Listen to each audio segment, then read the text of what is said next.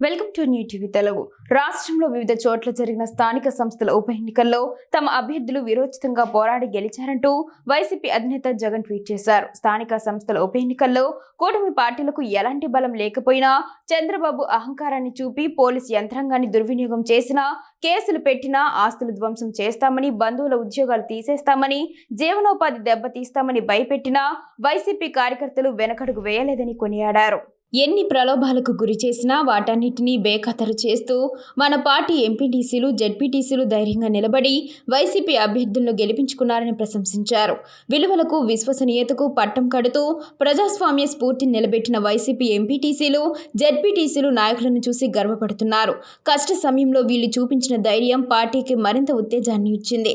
ఈ ఎన్నికలను సమన్వయపరుస్తూ విజయానికి బాటలు వేసిన వివిధ నియోజకవర్గాల ఇన్ఛార్జీలు, జిల్లా అధ్యక్షులు, ప్రాంతీయ సమన్వయకర్తలు, పార్టీ కేంద్ర కార్యాలయ సిబ్బంది అందరినీ అభినందిస్తున్నారు.